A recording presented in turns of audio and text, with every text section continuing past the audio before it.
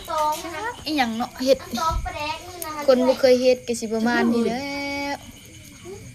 มานี่ ไปเสียบอกแม่มึงเก็บเขาเบี้ยนะนี่ได้สันองนี่มึงดูดิ อ่องลวกหยัง นี่ อ่องลวกกุ้งตัวใหญ่เนาะตัวกุ้งกะ ทุกเราเลี้ยง ผู้บ่าวเลี้ยงใจดีเนาะ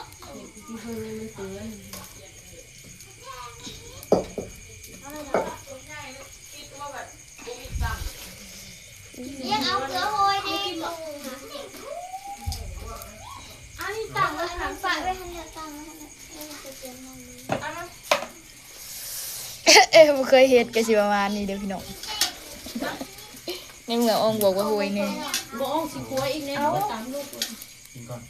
แล้วเตะให้อยากตัวบอลเฮ็ดนั่นเลยมันแสบแล้วเฮ็ดโลดเดี๋ยวมันขาด กินเท่านี้แซ่บเจ้าแล้วก็แซ่บเบิดละ บอกหัวดอกน้องมันกรอบขึ้นตัวนี้ว่ามันบริเวณสา แสบเลี้ยงก็จะได้แหละ จับตัวปลาให้ปีนโลดปีนก่อน ใหม่ ปีนก่อนจับปีนเลย ระวังมันหัก เอาบ่วงเอาบ่วงให้ในเซาเจียงเอาบ่วงให้นุ่นนี่ น้ำจิ้มนี่ โอ้จับเครื่องกลาง ยามันบุเซ่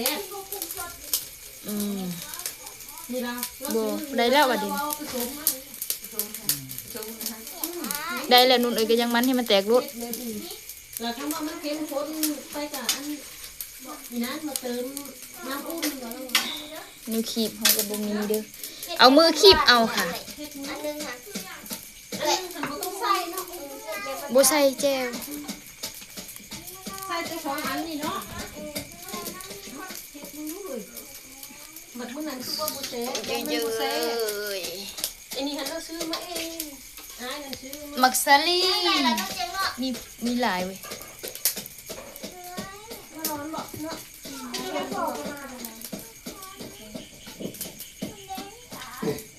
บ่เอาใส่นุ่นไม่บ่เอาใส่ พักกันหน้าเป็นๆเนี่ย ถ้ามันลุกแล้วมันสิเฮ็ดให้มันไหม้ตัวปลาพริกให้ในนุ่นนี่พริกให้แน่นี่มันร้อนก็ให้คนช่วยดิเนาะโอเค นี่คือพี่น้อง โอ้ยนี่ท้องเพิ่นบ่มีเกลือเฮ้ย พอแบบเสียงว่าเขาเห็ดในหันเขาต้องเอือบร้ายซ้ำไหน ก็เอือบหลายเห็นแล้วบ่เอือบหลายมันก็บ่ได้สุกแล้ว ตบใช่ไหมคะ ตดออกมานี่กูก็ปิวเลยเนาะโตหาวแผ่นดิน บางคนแน่นี่จะเจอนี่เนาะอู้บ่อยากขึ้นสภาพเลย เนี่ยนะเนี่ยก็ลง YouTube ได้ แย่งยันฟังเปิ้ลซะ โอ้ยเหี่ยวนี่แหละพี่น้องแบบทีนี้เอาพาโมมาอึบก่อน เราจะทำแบบนี้นะปิ้งปลาให้มันสุกไวต้องเอาอึบก่อนมันจะได้แบบแหมหุ้ยนะ สูตรอบก่อน อบเอามีพาหมออีกเนี่ยเอามาให้เนี่ยอีกอันหนึ่งจะได้สุกเร็ว กุ้งคอยเอาโวยแหละ โหยยุ่มันของโหยบุหลายมันมาเกือกเอาในป่าได้แล้ว โอ้มันบุติดแล้วมาขางไฟแล้วเจ้าบ่อนั่นนี่สูตรข่อยแล้วต้องปิ้งยังต้องเอาแบบนี้ได้สูตรข่อยมันจังสุกกว่า มาเดี๋ยวจับเย็นน้ำนอง ได้เอี้ยนเหรอตัวใหญ่บ่ได้เอี้ยนวะนะแม่ ไร ฮะ ไร โอ้ย ลุงน้อง อะไรอันโอ่งอันเลี้ยงสิ ตัวมันง่าย คงบ่พันเนาะบ่แลนมาเอาขา บ้านอันนี้เอาขึ้นแล้วเห็นสปริงพิมพ์ยืนน้ำค้างคนนี้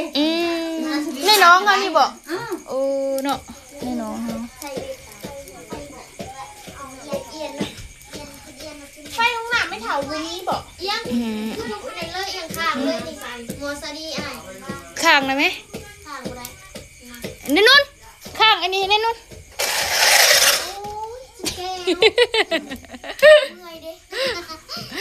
แม่กูมีปลานั่นบ่